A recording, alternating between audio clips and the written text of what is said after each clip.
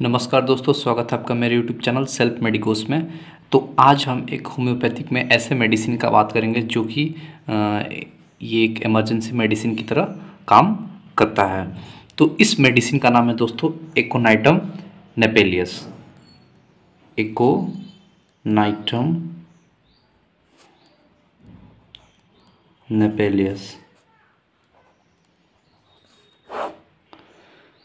एकोनाइटम नेपेलियस को हम लोग जनरली एकोनाइट भी बोलते हैं। तो सबसे पहले इसके बारे में बात कर ले तो देखिए दोस्तों, एकोनाइट नेपेलियस जो ये मेडिसिन है ये एक प्लांट किंगडम का मेडिसिन है, ठीक है। और ये जो प्लांट है वो रेनन कुलेसी फैमिली से बिलोंग करता है, ठीक है।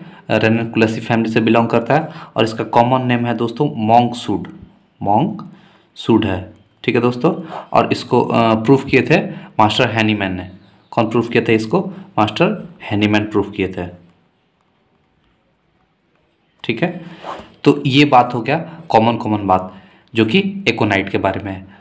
देखिए दोस्तों, एकोनाइट ये जो प्लांट होता है ये बहुत ही मतलब एक डेडली प्लांट है, डेडली पॉइजन है, ठीक है। जब तक इसका डिस्कवरी नहीं हुआ था तो लोग इसको कैसे जानते थे कि एकोनाइट जो प्लांट है ये डेडली प्लांट है, ये एक पॉइजनस प्लांट है। जब तक इसका एक हम लोग होम्योपैथिक रेमेडी या फिर जब तक इसको एक ड्रग के फॉर्म में यूज जब तक इसका नहीं होता था। तो चलिए इसको एक याद करने का हम एक निमोनिक्स बना है। देखिए RAAM, ठीक है दोस्तों, राम। आप इसको याद कर सकते हैं। RA से हो गया रेनन कुलेसी और A से हो गया दोस्तों एकोनाइट और M से हो गया इसका कॉमन नेम जो है मॉन्कसूड, ठीक है। रेनन कुलेसी फैमिली है, एकोनाइट ड्रग्स का नाम है और मॉन्कसूड इसका कॉमन नेम है। अब बात करते हैं दोस्तों इस मेडिसिन के बारे में। तो अब इस मेडिसिन के बारे में बात करने से पहले हम आपको बता दें दोस्तों कि जैसा कि आप देखे होंगे आंधी आता है या फिर कोई तूफान आता है, तो जैसे जैसे एक आंधी या फिर तूफान का जो भी फीचर होता है, जो भी एक कैरेक्टर होता है जिससे कि आप कहते हैं कि बहुत तेज हवा चल रहा है या फिर आंधी आने पे कुछ भी होता है जो अचानक से होता है, पहले से कुछ भी नहीं होता है, वो अचानक से मतलब ड्रास्टिक चेंज वहाँ पे आता है। तो इस टाइप का जो करैक्टर है या फिर इस टाइप का जो पेशेंट में कुछ लक्षण देखने के लिए मिलेगा, तो यहाँ पे सबसे अच्छा जो काम आता है मेडिसिन हुआ है दोस्तों एकोनाइट, ठीक है। तो इसके बारे में अब हम शुरू करते हैं। तो सबसे पहले देखिए दोस्तों, एक एकोनाइट जो है ये एक एक्यूट मेडिसिन है, ठीक है दोस्तों। एक्यूट मेडिसिन है और रिसेंट मेडिसिन है, ठीक है। रिसेंट केस के लिए मतलब कि जैसे कि हम पहले लिखते रहे उसके बारे में उसके बाद इसके बारे में हम कुछ बताएंगे। एक्यूट केस के लिए है, रिसेंट केस के लिए है, ठीक है। यंग पर्सन में ज़्यादा अच्छे से काम करता है, यंग पर्सन के लिए और अच्छा ये मेडिसिन है। ऐसा नहीं है कि ये ओल्ड एज पर्सन में काम नहीं करेगा, वहाँ पे भी काम करेगा, बट ये स्पेशली यंग पर्सन के लिए भी है, ठीक है। और फिर किसके लिए? यंग प्लीथोरिक गर्ल, ठीक है, जिसके पास सेडेंटरी लाइफ स्टाइल। अब देखिए दोस्तों, अब इसके बारे में बात करते हैं। ये एक एक्यूट मेडिसिन है, रिसेंट केस में काम आता है। जो पर्सन का कॉन्स्टिट्यूशन है या पर्सन देखने में कैसा हो, तो वो देखिए पर्सन यंग हो या फिर जो यंग प्लीथोरिक गर्ल। प्लीथोरिक का मतलब क्या होता है दोस्तों? फूला फूला, मतलब जो लोग थोड़े होते हैं ना जिनका जो देखने में दूर से हेल्दी लगते हैं, मतलब गाल उनका फूला होता है एकदम, हाथ थोड़ा मोटा मोटा होता है एकदम, मतलब वो होते हैं लगते हैं जैसे कि वो हेल्दी है, ठीक है, जिसको हम बोलते हैं ना कि खाते पीते घर के है, वैसे लोगों को तो यंग प्लीथोरिक, उसको प्लीथोरिक बोलते हैं, ठीक है। तो गर्ल में स्पेशली, और उनका लाइफ स्टाइल कैसा होना चाहिए? Sedentary life style. सेडेंटरी का मतलब होता है आलसी, ठीक है, मतलब कि वो आलसी हैं। कैसे हैं? आलसी हैं। वो ज़्यादा कुछ काम नहीं करना चाहते हैं, वो बस एक जगह बिस्तर पर लेटे रहते हैं या फिर एक जगह वो सोचते हैं कि हमको कुछ काम करने के लिए ना मिले, तो उनका लाइफ स्टाइल ऐसा होता है। तो इस पेशेंट में या इस टाइप के मतलब लोग में बहुत अच्छा ये एकोनाइट रिसेंट केस या फिर एक्यूट केस में काम करता है। अब बात करते हैं जो पर्सन है, ठीक है दोस्तों, person easily affected by draught of cold air, ठीक है दोस्तों, ड्रॉट ऑफ कोल्ड एयर। अब बात करते हैं एकोनाइट का दोस्तों। एक और बहुत ही अच्छा कैरेक्टरिस्टिक फीचर ये है कि जब भी ड्राउट ऑफ कोल्ड एयर है, ठीक है, या फिर जो पेशेंट है एक्सट्रीमली सेंसिटिव टू कोल्ड है, तो उसको हम लोग सबसे पहले एकोनाइट देंगे। कौन सा देंगे? एकोनाइट देंगे। देखिए यहाँ पे ये जैसे कि ठंडा हवा का झोंका लग गया। कैसे ठंडा हवा का झोंका लग जाता है? तो जैसे कि मान लीजिए जो पर्सन है वो ट्रेन में सफ़र कर रहा है, या फिर मतलब जर्नी कर रहा है बाइक पे, ट्रेन में, या फिर कहीं घूमने चला गया, कहीं ट्रैकिंग पे चला गया, तो वहाँ पे कोल्ड एयर का ड्रॉट मतलब वहाँ ठंडा हवा का झोंका लग गया उसको, या फिर सर्दी लग गया, तो उससे उसका तबीयत खराब हो सकता है। जैसे कि फीवर हो गया, हेडक हो गया, कफ हो गया, स्नीजिंग होने लगा, तो उस केस में हम लोग यहाँ पे एकोनाइट देते हैं। तो इसको यहाँ पे हम बोल सकते हैं सेंसिटिव टू कोल्ड एयर, ठीक है, कोल्ड एयर बोल सकते हैं, या फिर हम इसको वेस्ट विंड भी बोलते हैं, मतलब, और या फिर नॉर्थ विंड भी बोलते हैं। मतलब देखिए ये अलग अलग लोकेलिटी पर डिपेंड करता है कहाँ का वेस्ट विंड कहाँ कौन है, और नॉर्थ विंड मतलब कि जो जिसको हम लोग बोलते हैं ना उत्तर की तरफ से जो हवा चलता है, पश्चिम की तरफ से जो हवा चलता है उसको हम लोग वेस्ट विंड, तो वो हवा ठंडी होती है, ठीक है। तो इसलिए यहाँ पे बोल रहे हैं कोल्ड एयर या फिर वेस्ट विंड या फिर नॉर्थ विंड। तो जो पेशेंट होता है दोस्तों यहाँ पे ये बहुत ही सेंसिटिव होता है कोल्ड एयर के लिए, ठीक है। कोल्ड एयर जैसे उसको थोड़ा सा भी हवा लगे तो उसको फीवर हो जाएगा, सर्दी जुकाम, माथा में दर्द, ऐसा मतलब होने लगेगा, हेडक होने लगेगा, तुरंत वो पेशेंट परेशान हो जाता है, ठीक है, इरिटेट होने लगता है। तो ये मतलब करेक्टर है एकोनाइट का। अब बात करते हैं दोस्तों कि एकोनाइट का जैसे कि हम आपको बताएं कि जैसे कि आंधी या फिर तूफान आता है तो उसका कैसा नेचर होता है कि बहुत ही तेजी से आता है, आंधी अचानक से आता है, ठीक है, और पूरा एकदम उथल पुथल मचाते हुए आता है और वैसे ही चला भी जाता है। देखिए जो समुद्र के किनारे वाला रीजन होता है, कोस्टल एरिया, वहाँ पे यही ना होता है, नॉर्मली बिल्कुल शांत रहेगा, फिर अचानक से बहुत तेज हवा या फिर बहुत तेज आंधी या तूफान आएगा और सब चीज़ को उथल पुथल करते हुए आएगा और सब चीज़ को एकदम बिगाड़ मतलब तोड़ फोड़ के मतलब सब करके चला जाएगा। तो ये कैसे कैसे आता है दोस्तों? Aconite like great storm, aconite like great storm, मतलब कि ये बिल्कुल आंधी तूफान की तरह आता है, ठीक है। कम्स सडनली, कैसे आता है? सडनली आता है, ठीक है। तो ऐसा नहीं कि आंधी तूफान आए तो एकोनाइट खा लेना है, नहीं, मतलब इसका जो भी कैरेक्टर है, जो भी सिम्टम प्रोड्यूस होता है वो सडनली प्रोड्यूस होता है, ठीक है दोस्तों। जो भी सिम्टम प्रोड्यूस होगा वो सडनली प्रोड्यूस होगा, या फीवर हो, हेडक हो, कफ हो, स्नीजिंग हो, या फिर कोई भी केस हो, मतलब कुछ भी प्रॉब्लम हो, तो वो सडनली होगा, हाई ग्रेड का होगा, मतलब बिगनिंग में ही बहुत ही तेज होगा। जैसे बुखार आया तो बहुत तेज बुखार होगा, अचानक से बहुत ही तेज बुखार हो जाएगा, ठीक है। तो ये सब एकोनाइट का कैरेक्टरिस्टिक फीचर है। अब बात करते हैं दोस्तों इसके कॉन्स्टिट्यूशन की। तो देखिए कभी भी दोस्तों कॉन्स्टिट्यूशन की जब भी हम बात करेंगे तो जो एक्यूट ड्रग होता है, ठीक है, जो एक्यूट केस में देते हैं, तो उसमें हम ज़्यादा कॉन्स्टिट्यूशन या फिर फिजिकल मेकअप की बात नहीं करते हैं। बट यहाँ पे फिर भी हम देख लेते हैं, जैसे कि हम पहले ही देख चुके हैं कॉन्स्टिट्यूशन, या फिर हम यहाँ पे लिख रहे हैं फिजिकल मेकअप, ठीक है, कि पेशेंट देखने में कैसा लग रहा है, ठीक है, पेशेंट देखने में कैसा है। तो हम आपको बताएं कि कैसा होगा दोस्तों, रिजिड मस्कुलर फाइबर होगा उसका, रिजिड मस्कुलर फाइबर, ठीक है, रिजिड मस्कुलर फाइबर होगा, प्लिथोरिक होगा, ठीक है, हेल्दी होगा। प्लिथोरिक का मतलब होता है हेल्दी, मतलब थोड़ा मोटा होगा।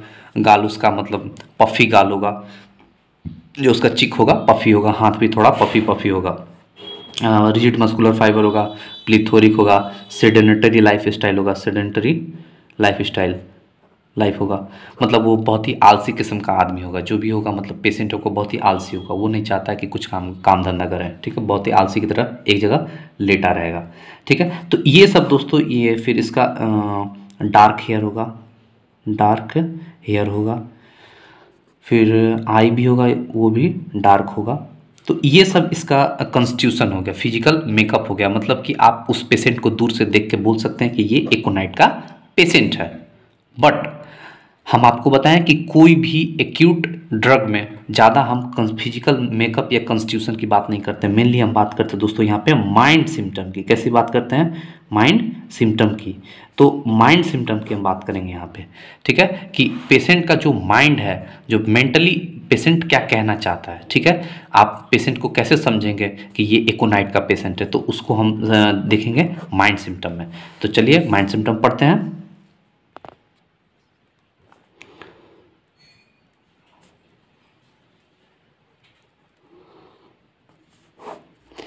चलिए माइंड सिम्टम शुरू करते हैं दोस्तों।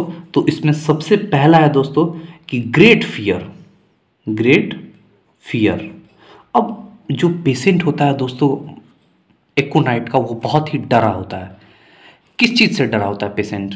पेशेंट के पास जितना भी होता है, मतलब जो भी नॉर्मली चीज़ होता है जिससे कि सबको डर लगता है, उससे वो बहुत ही ज़्यादा डरा होता है। ठीक है, जैसे कि फियर ऑफ डेथ हो गया, fear of street cross street हो गया, मतलब भीड़ भाड़ इलाके में जाने से वो बचता है, वो नहीं चाहता है कहीं भीड़ भाड़ इलाके वाले पे जाए, या फिर रोड पे जाने से बचता है वो, मतलब उसको लगता है, या फिर कहीं इकट्ठा हो, बहुत सारे लोग इकट्ठा हो, ऑडिटोरियम में जाना है, उसको कुछ रिप्रेजेंट करना है, तो वो वहाँ नहीं जा पाता है, वहाँ पे कुछ बोल नहीं सकता है। क्यों नहीं बोल सकता है? क्योंकि उसको वहाँ डर लग रहा है। उसको लग रहा है हम वहाँ क्या बोल देंगे, लोग हमें एक्सेप्ट करेंगे कि नहीं करेंगे, या फिर वहाँ पे मतलब हमें वहाँ से भगा देंगे, या फिर मुझे अच्छा नहीं लगेगा। तो बहुत सारी बातों का उसको जो पेशेंट होता है दोस्तों वहाँ पे उसको फियर होता है। ठीक है, तो जैसे कि हम बात करते हैं किस किस चीज़ का फियर होता है। Fear of death, fear of death मतलब कब फियर ऑफ डेथ होगा? जब पेशेंट बीमार पड़ेगा। ठीक है, जब भी अचानक उसमें कुछ हो गया। अचानक होने का मतलब कि जैसे कि उसको फीवर आ गया, हाई ग्रेड, जो भी इसका कंप्लेन होता है दोस्तों एकोनाइट का, वो हाई ग्रेड होता है, सडनली होता है। तो जैसे उसको हाई ग्रेड फीवर आ गया तो वो सोचेगा अब तो हम मर जाएं, अब तो हम मर जाएंगे, डॉक्टर जब नहीं आएगा तब तो हम मर ही जाएंगे। तो उसको बहुत ही ज़्यादा फियर ऑफ डेथ होता है, मतलब कि मरने का डर बहुत ज़्यादा होता है। फिर होता है दोस्तों फियर ऑफ क्रॉस स्ट्रीट। ठीक है, क्रॉस स्ट्रीट या फिर रोड, उसको वो रोड क्रॉस नहीं कर सकता, उसको लगता है कि रोड क्रॉस करेंगे तो सामने से कोई भी व्हीकल या फिर कोई भी ट्रैफिक जो भी गाड़ी है वो हमें आके धक्का दे देगा और हमसे इससे मर जाएंगे। तो वो उसको रोड क्रॉस करने में भी डर लगता है। अब बात करते हैं फिर दोस्तों फियर ऑफ क्रॉस ब्रिज। ठीक है, वो कोई ब्रिज है या कोई पुल है उसको भी पार नहीं करना चाहता, उसको लगता है कि हम इसमें गिर जाएंगे, हम इसमें गिर के मर सकते हैं, तो यहाँ पे भी उसको फियर है। फिर fear to reach at crowd place, मतलब जो भीड़ भाड़ वाला इलाका है या फिर जो भीड़ भाड़ वाला जगह है वहाँ पे वो जाने या फिर वहाँ पहुँचने से बहुत ही डरता है। वो नहीं चाहता है कि बहुत ज़्यादा एक जगह कोई वहाँ पे बहुत ज़्यादा लोग इकट्ठा हो और वहाँ पे वो जाए। क्यों? क्योंकि वो जैसे कि ऑडिटोरियम में जाना, जैसे कि हम बताएं ना आपको दोस्तों, कुछ रिप्रेजेंट करना है तो वो उससे बहुत डरता है। वो लगता है उसको कि हम कुछ गलत बोल दिए तो क्या हो गया, क्या हो जाएगा, लोग एक्सेप्ट करेंगे कि नहीं करेंगे, इस बात को उसको बहुत ज़्यादा फियर रहता है। फिर एक और बात है दोस्तों fear of death during pregnancy, मतलब जो फीमेल है, कोई भी फीमेल को लगता है कि प्रेगनेंसी के दौरान वो मर जाएगी, वो ठीक है डेथ हो जाएगी, या फिर बेबी डिलीवरी हो रहा है उस टाइम पार्चुरेशन के टाइम वो उनका डेथ हो सकता है, उसको बहुत ही ज़्यादा फियर लगता है, बहुत ही ज़्यादा डर लगता है एकोनाइट के पेशेंट को। ठीक है, तो ये सब उसका कैरेक्टरिस्टिक फीचर है, ये दोस्तों माइंड सिम्टम में आता है। और आगे हम माइंड सिम्टम की बात करते हैं दोस्तों, तो predict the time and date. अब देखिए यहाँ पे क्या हो रहा है कि मरना तो ठीक है, उसको डर लग रहा है कि हाँ हम मर जाएंगे।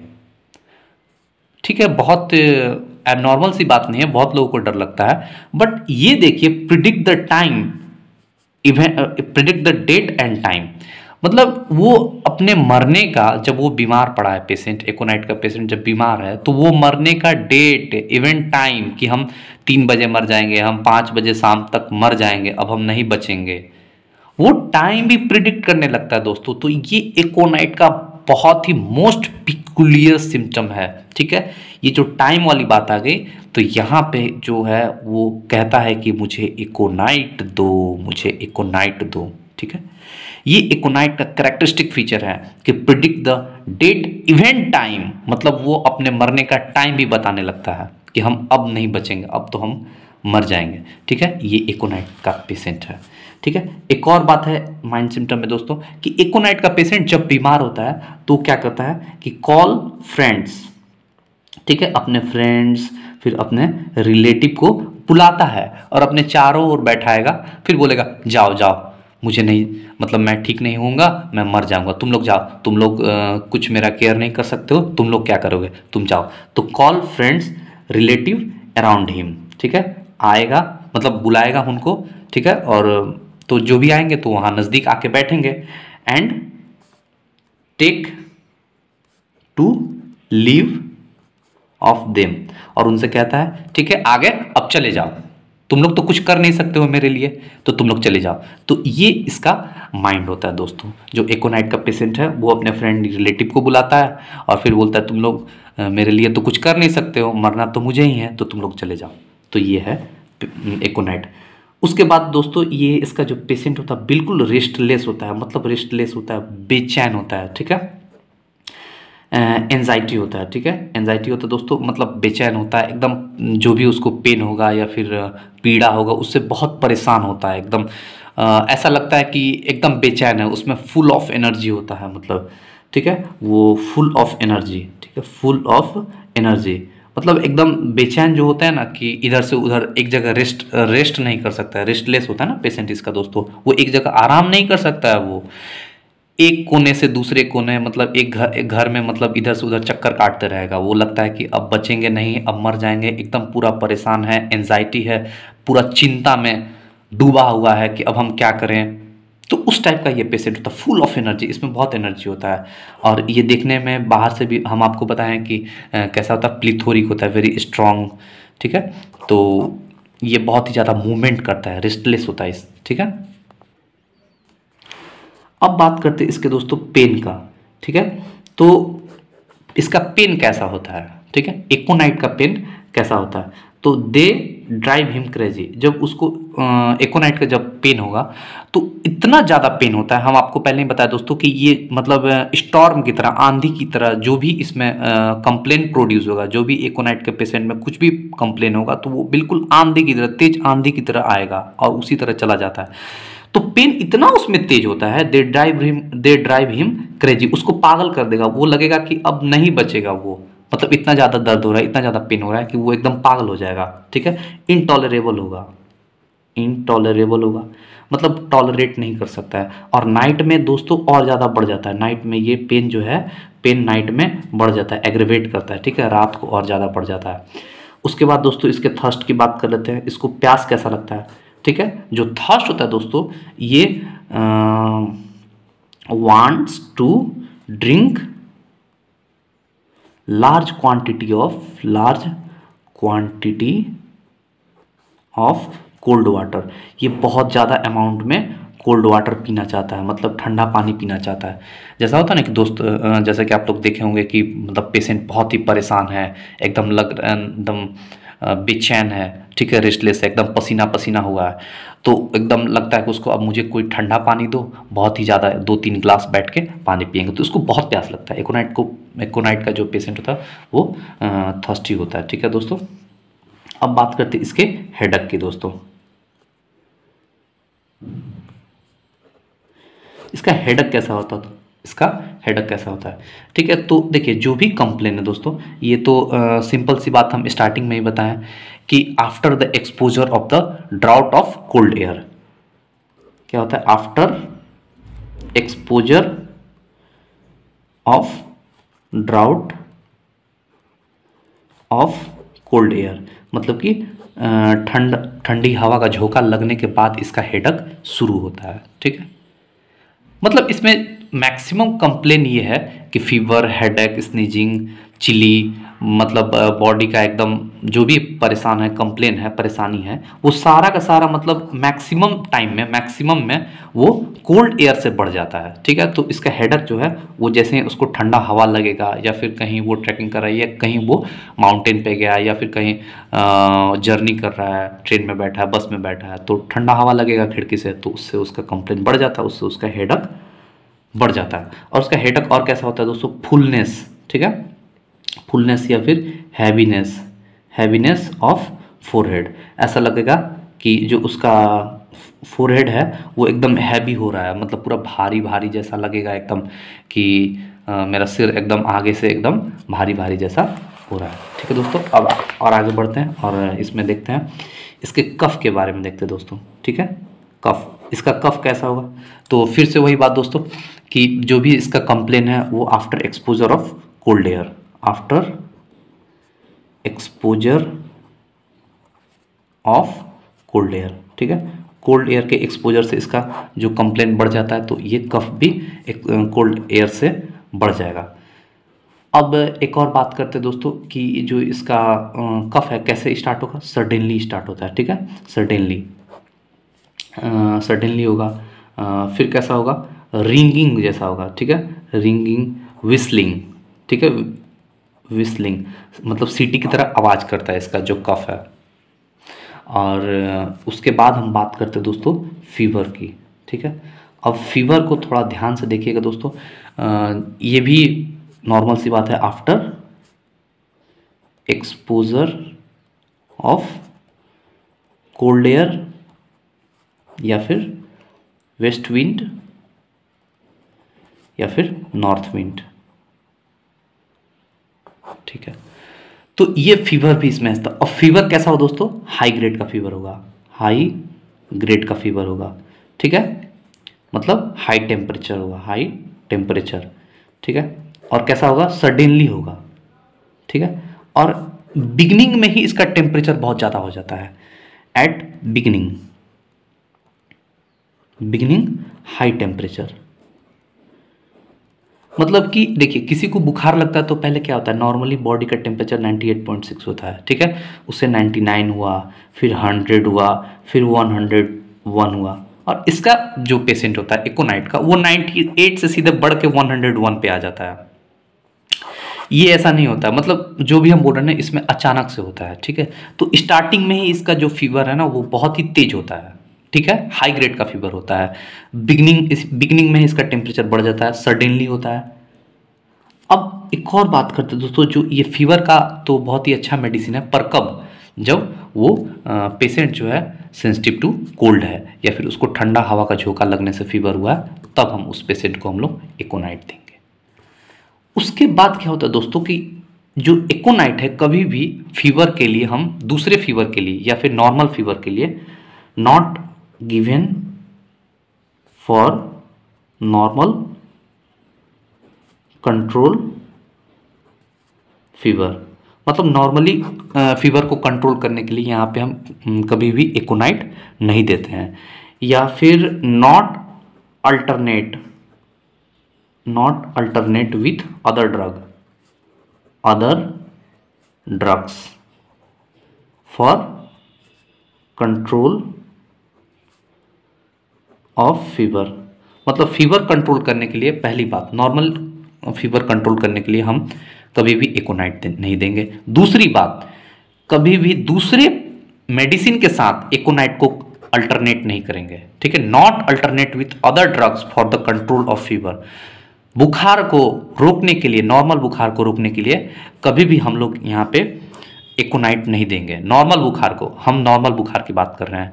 हम एकोनाइट का जो बुखार होता है, हम पहले ही बता दिए दोस्तों कि वो after the exposure of cold air, ठंडी हवा के झोंका से जो बुखार लग रहा है या फिर जो पेशेंट है बहुत ज़्यादा सेंसिटिव है कोल्ड एयर से, तो उस पेशेंट को आप दे सकते हैं एकोनाइट। ठीक है, या फिर वो बहुत ही अचानक से उसका तबीयत खराब हो गया, अचानक से उसको मतलब बुखार आ गया, तो आप दे सकते हैं एकोनाइट। बट नॉर्मली किसी को बुखार लग गया है उसमें आप यहाँ पे एकोनाइट नहीं दे सकते हैं और किसी दूसरे ड्रग के साथ इसको अल्टरनेट भी नहीं कर सकते हैं। अब बात करते हैं दोस्तों इसके कुछ एग्रेवेशंस की। ठीक है, एग्रेवेशन की मतलब कि ये पेशेंट का कंप्लेन कब बढ़ जाता है। ठीक है, इसको हम लोग एग्रेवेशन करते हैं। तो ये एग्रेवेशन कहते हैं। कब बढ़ता है दोस्तों? तो इवनिंग में। ठीक है दोस्तों, इवनिंग में या फिर नाइट में, रात को या फिर शाम में पेशेंट का एग्रेवेशन बढ़ जाता है। और कैसे? इन वार्म रूम में, वार्म रूम या फिर वार्म इन्वायरमेंट में, मतलब कि जो गर्म रूम है, मतलब बंद कमरा है। ठीक है, वो इसमें एकोनाइट का जो कंप्लेन होता है वो बढ़ जाता है, ठीक है। जैसे कि और बेचैनी उसका बढ़ जाएगा, जो रेस्टलेसनेस होता है, जो रेस्टलेस होता है पेशेंट, या फिर एंजाइटी है उसका, या फिर जो भी है मतलब कंप्लेन है पेशेंट का, वो और बेचैन हो जाएगा, ठीक है। तो ये सब दोस्तों एग्रीवेशन है। फिर बात करते हैं एमिलियोरेशन की। एमिलियोरेशन की मतलब कि पेशेंट का कंप्लेन कब कम होता है, कब डिक्रीज होता है, तो होता है दोस्तों ओपन फ्रेश एयर में। ओपन फ्रेश एयर में मतलब उसको खुली हवा में लेकर जाइए, ठीक है। या फिर बाय स्वेटिंग से। स्वेटिंग मतलब जब वो स्वेटिंग करेगा या पर्सपिरेशन करेगा, पर्सपिरेशन, जिसको हम स्वेटिंग करेगा या फिर ओपन फ्रेश एयर में जाएगा, तो उसका पेशेंट का जो कंप्लेन है वो धीरे धीरे कम होने लगता है एकोनाइट देने के बाद। तो उम्मीद करते हैं दोस्तों कि आपको एकोनाइट मेडिसिन समझ में आया होगा। अब नेक्स्ट वीडियो जो लाएंगे एकोनाइट पे, वो हम एलन की नोट्स से डिस्कस करेंगे, क्योंकि एलन की नोट्स एक ऑथेंटिक बुक है। थैंक यू दोस्तों। देखिए दोस्तों, हम एक बात छोड़ दिए थे जो कि एकोनाइट का भी बहुत इम्पॉर्टेंट, यहाँ पे एकोनाइट का बहुत ही इम्पॉर्टेंट रोल है। वो था दोस्तों मेंसेस में, ठीक है। जो फीमेल में या फिर जो गर्ल्स में मेंसेस आते हैं उसके लिए एक बात हम छोड़ दिए थे। ये था कि दोस्तों देखिए, after exposure of cold air, ठीक है, कोल्ड एयर, या फिर आफ्टर फ्राइट फियर, ठीक है, आफ्टर फ्राइट फियर, यदि उस फीमेल को, ठीक है, जैसे कि आप देखे होंगे दोस्तों कि बहुत सारे लोग होते हैं या फिर बहुत फीमेल होती हैं जिसके साथ कुछ ऐसा घटना हो जाता है, कुछ ऐसा डरावना या फिर कुछ ऐसा भयानक कुछ देख लेती है, या फिर कुछ ऐसा घटना हो जाता है, तो जिसकी वजह से उसका जो मेंसेस है, जो पीरियड है, वो सप्रेस हो जाता है, पीरियड सप्रेस हो जाता है, मेंसेस सप्रेस हो जाता है। तो उस केस को हम लोग मेडिकल टर्म में एमेनोरिया बोलते हैं, ठीक है। बायोलॉजिकल टर्म में क्या बोलते हैं दोस्तों, एमेनोरिया, ठीक है। तो ये मान लीजिए कि उस, या फिर after the exposure of cold air, बहुत ही ज़्यादा उसको ठंड लग गया, ठीक है, ड्रॉट ऑफ कोल्ड एयर, वो कहीं, जैसे कि हम एकोनाइट का फीचर ही है दोस्तों सेंसिटिव टू कोल्ड। तो जैसे कि उसको ठंड से ठंड का हवा का झोंका लग गया, या फिर उसके साथ कुछ ऐसा बहुत ही ज़्यादा दुर्घटना हो गया, या मतलब कुछ ऐसा उसके साथ दुर्घटना घट गया, तो जिसके वजह से उसका मेंस सप्रेस हो गया। तो सप्रेशन ऑफ मेंस को हम लोग बोलते हैं दोस्तों एमेनोरिया, ठीक है, ठीक है, एमेनोरिया, जिसको हम लोग बोलते हैं लैक ऑफ मेंसेस, ठीक है। तो इस केस में हम लोग एकोनाइट देंगे दोस्तों, ठीक है। जब हम लोग एकोनाइट देंगे, जब हम एकोनाइट देंगे तो एकोनाइट देने के बाद वो मेंस जो है वो रेगुलरली आने लगेगा। तो ये बात रह गया था दोस्तों एकोनाइट का।